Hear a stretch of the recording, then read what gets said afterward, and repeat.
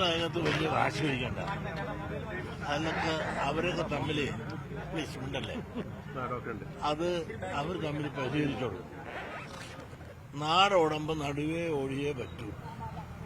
Central ഗവൺമെന്റിൽ നിന്ന് കോടിക്കണക്കിന് രൂപ നമുക്ക് കിട്ടേണ്ടത് ലഭിച്ചേ പറ്റൂ. അതിന് ചില നയരൂപീകരണവും നയമാറ്റങ്ങളും നമ്മുടെ കേരളത്തിന് അനിവാര്യമാണ് എങ്കിൽ അത് ചെയ്തേ പറ്റൂ. അത് ചെയ്തു എങ്കിൽ അത് തെറ്റാണെന്ന് പറയാനൊക്കത്തില്ല. അത് കേരളത്തിന്റെ പുരോഗതിക്കാണ്, കേരളത്തിന് അവകാശപ്പെട്ട പണം അല്ല, സെൻട്രൽ ഗവൺമെന്റിന്റെ ഔദാര്യമല്ല, നമുക്ക് അവകാശപ്പെട്ട പണം. ചില കണ്ടീഷൻസ് ആവശ്യമെങ്കിൽ അതിന്റെ പേരിൽ തടസ്സപ്പെട്ടു പോകാതെ കോടാനുകോടി രൂപ നമുക്ക് കിട്ടേണ്ടത് ആദർശങ്ങൾ പറഞ്ഞുകൊണ്ട് നശിപ്പിക്കാതെ അവസരത്തിനൊത്തുയർന്ന് പ്രവർത്തിച്ച് പറയാനുള്ള ഒരു ചിന്തയും ഭാവനയും വൈകിയാണെങ്കിലും ഇന്ന് ഗവൺമെന്റ് തീരുമാനിച്ചു എങ്കിൽ നല്ല കാര്യം തന്നെയാണ്. പക്ഷെ എന്തെല്ലാം മുദ്രാവാക്യങ്ങൾ മാറ്റി നമ്മൾ ഈ CPI പറയുന്നത് സാമ്പത്തിക സംവരണത്തെ എതിർക്കുന്നവരല്ലേ അവര്, സാമുദായിക സംവരണം പറയുന്നവരല്ലേ അവര്. ഇപ്പൊ എങ്ങനെ നിൽക്കുന്നു അതിനെപ്പറ്റി പറയാറുണ്ടോ? അപ്പോ നമുക്ക് ഇവിടെ ജനങ്ങൾക്ക് ഉള്ള ഉപകാരമാണ് വേണ്ടത്. പിന്നെ ഇതെല്ലാം ആണെങ്കിലും അവര് അണനും തമ്മിൽ യോജിച്ചു പോകും. നിങ്ങളെല്ലാം വാശി പിടിച്ച് ഇങ്ങനെ ഓരോന്ന് മൂപ്പിക്കാൻ നോക്കിയാൽ അവര് മൂക്കേല. പക്ഷേ മുന്നണി മര്യാദ പാലിച്ചില്ലെന്നല്ലാണല്ലോ CPIയുടെ ആരോപണം. അത് മുന്നണി മര്യാദ കാണിക്കും പിണറായി വെച്ച് സർ അതൊക്കെ പാസ്സാക്കി പോയി മുന്നണി മര്യാദ പാലിച്ചിരിക്കുന്നു എന്ന് പറയുമ്പോ അടങ്ങാനുള്ള കാര്യമുള്ളൂ. അത് സാക്ഷാൽ പിണറായി നേരെ വന്ന് കാര്യങ്ങൾ പറയുമ്പോൾ അതങ്ങ് അവസാനിക്കും. അവര് ജീവിച്ചിരിക്കുന്നത് അറിയിക്കണ്ടേ? കാരണം ഞങ്ങൾക്ക് അഭിപ്രായം ഉണ്ടായിരുന്നു, ഞങ്ങൾ ഇങ്ങനെ പറഞ്ഞായിരുന്നു എന്നൊക്കെ പറയണ്ടേ? അങ്ങനെ ഇതൊക്കെ മുമ്പ് പറഞ്ഞ പല കാര്യങ്ങളും പറഞ്ഞ വേണ്ടി നിന്നാ ഇതിലെന്തെങ്കിലും അന്തർധാരയുണ്ടോ? ഒരു അന്തർധാരയില്ല. ഇതൊക്കെ രാഷ്ട്രീയമല്ലേ. ഈ രാഷ്ട്രീയം എന്ന് പറഞ്ഞിടത്ത് ആരെങ്കിലും നിന്നിട്ടുണ്ടോ? മാറിയും പറഞ്ഞു പോകും. അതിനകത്ത് അതൊക്കെ നമുക്ക് ഓരോരുത്തർ ഒരു കഥ പറയുന്നതല്ലേ. ഒരു അന്തർധാരയിൽ BJP സെന്റർ ഭരിക്കുന്നു. അപ്പൊ അവരിൽ നിന്ന് ആനുകൂല്യം കിട്ടുന്നതിനോ ഇവിടെ കേരളം ഭരിക്കുന്ന CPM ഉൾപ്പെടെയുള്ള ഇടതുപക്ഷ കക്ഷികളാണ്.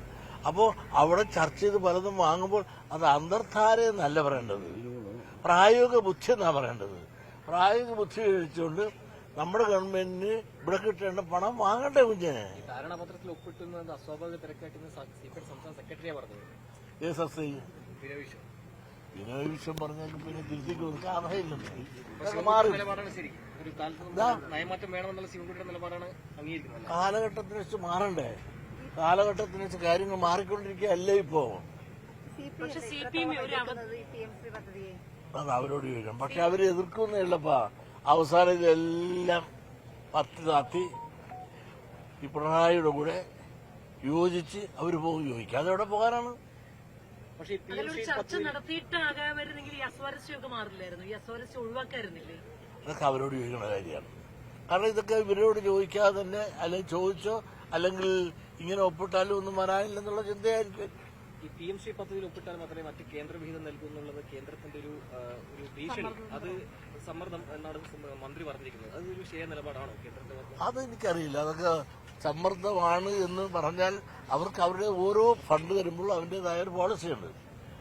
ആ പോളിസി ജനങ്ങളെ അറിയിക്കുക എന്ന് പറഞ്ഞാൽ ഇപ്പൊ തന്നെ നിങ്ങൾക്ക് തൊഴിലുറപ്പ് സെൻട്രൽ ഗവൺമെന്റിന്റെ ഫണ്ടില്ല അതിനകത്ത്. അപ്പൊ അവർ തരുന്ന ഫണ്ട് അവർ തരുന്നത് അറിയണമെന്ന് അവരാഗ്രഹിച്ചാൽ അല്ലാതെ തെറ്റെന്താണ്?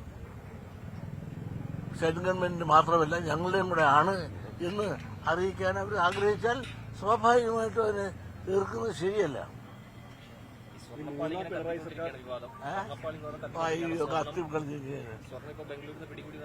അതെ, അതുകൊണ്ടല്ല ഞാൻ പറഞ്ഞത് ഈ ബോർഡുകളെല്ലാം പിരിച്ചുവിടണം. ഈ ബോർഡുകളിലെ ഇരുന്നിട്ട് എന്താ കാര്യം? ഈ തിരുവിതാംകൂർ ദേവസ്വം ബോർഡിൽ ശബരിമല മാത്രമാണ്.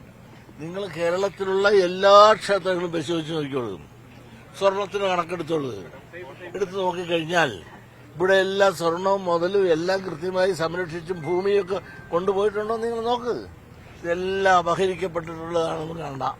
യോഗനാഥത്തില് മുഖപ്രസംഗം എഴുതിയിരുന്നല്ലോ, വലിയ അഴിമതിയാണ് ഇതിന്റെ പുറകില്.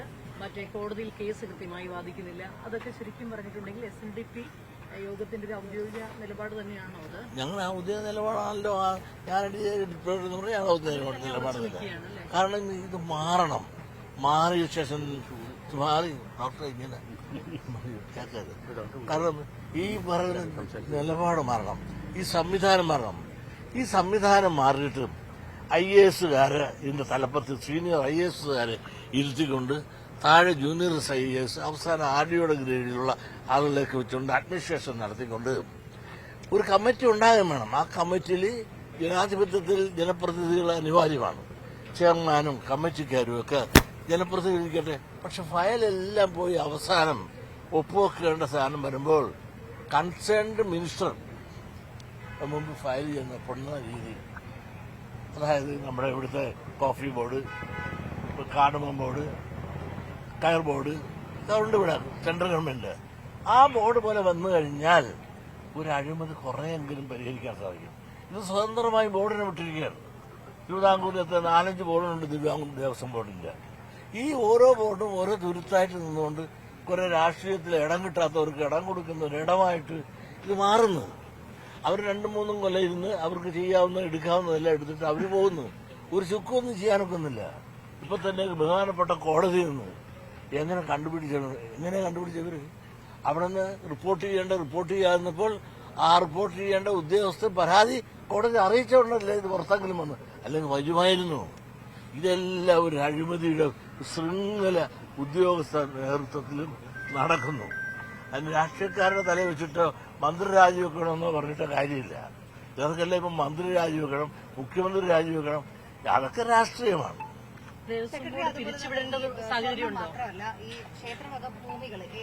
അതല്ല ഞാൻ പറഞ്ഞ ഏക്കർ കണക്ക് ഭൂമിയുണ്ട്, ഉപകരണങ്ങളുണ്ട്. അതാണല്ലോ നിങ്ങൾ അവന്റെ സ്റ്റോക്കേഴ്സ് എടുക്ക്. സ്വർണം മാത്രം പറഞ്ഞാൽ പോരാ, ഭൂമികൾ എന്തുമാത്രം പോയിട്ടുണ്ട്. അന്യാധീനപ്പെടുത്തിക്കൊണ്ട് എന്തുമാത്രം വിളക്കുകൾ.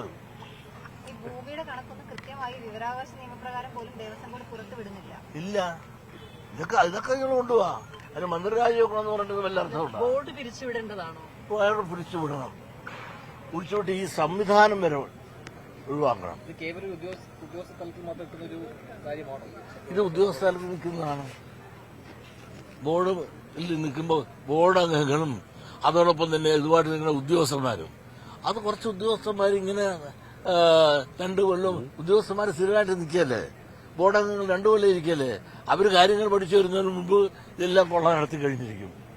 ഒന്നും മേടിച്ചില്ലെങ്കിൽ കൊണ്ട മേടിപ്പിച്ച് കൊടുപ്പിക്കുന്ന സംവിധാനത്തിൽ ഇങ്ങനെ നിൽക്കല്ലേ ആളുകൾ. ഈ സംവിധാനം മാറണം, ഈ ഭരണ രീതിയിലും മാറണം. പിന്നെ പണം, കുറെ ക്ഷേത്രങ്ങളിൽ പണമുണ്ട്, കുറെ ക്ഷേത്രങ്ങളിൽ ദാരിദ്ര്യമാണ്. ഇതെല്ലാം ഭഗവാന് വിശപ്പില്ല, ഭക്തന് വിശപ്പുണ്ട്. ഈ രാജ്യത്ത് ക്ഷേത്രങ്ങളിൽ കിട്ടുന്ന സമ്പത്തുകളെല്ലാം തന്നെ ജനോപകാരപ്രദമായ കാര്യങ്ങൾക്ക് ഉപയോഗിക്കണം. നിങ്ങളൊന്ന് ആലോചിച്ച് നോക്കൂ, 1251 ക്ഷേത്രങ്ങളാണ് തിരുവിതാംകൂർ ദേവസ്വം ബോർഡിലുള്ളത്. അതിൽ 51 ക്ഷേത്രങ്ങൾ മാത്രമേ സ്വയം പര്യാപ്തമുള്ളൂ. ബാക്കി 1200 ജീവിക്കുന്നതും പൂജ നടത്തുന്നതും ശബരിമല ഭഗവാനുള്ളതാണ്. അതോടൊപ്പം നിങ്ങളൊന്ന് ആലോചിച്ച് നോക്കൂ, മലബാർ ദേവസ്വത്തിൽ ജീവിക്കാൻ പോലും ശമ്പളം കൊടുക്കാൻ പോലും നിവൃത്തിയില്ല, ഒരുപാട് ജീവനക്കാർ നിൽക്കുന്നു. അപ്പൊ ഗുരുവായൂരാണെങ്കിൽ കോടാനുകോടി രൂപ ഇങ്ങനെ സമ്പാദിച്ച് കൂട്ടിക്കൂട്ടിക്കുന്നു. അപ്പോൾ ഇതെല്ലാം കൂട്ടി അവിടെ ഇട്ടിട്ട് ആർക്ക് എന്ത് പ്രയോജനം? ഇതെല്ലാം തന്നെ ദേവസ്വങ്ങളെല്ലാം ഒറ്റ ബോർഡിന്റെ കീഴിലാക്കിയാൽ സമ്പത്തുകളുള്ളതും ഇല്ലാത്തതുമായ എല്ലാ ക്ഷേത്രങ്ങൾക്കും സമ്പത്ത് കൊടുത്തും ഇതിനെ സാമൂഹ്യമായി ജനോപകാരപ്രദമായ രീതിയിൽ ആ സമ്പത്തുകളെ പ്രയോജനപ്പെടുത്തിക്കൊണ്ടും മുമ്പോട്ട് പോയാൽ കൂടുതൽ ജനങ്ങൾക്ക് ഉപകാരമായിരിക്കും, രാജ്യം വികസിക്കും, ജനങ്ങൾക്കും പ്രയോജനമായിരിക്കും. Thank you.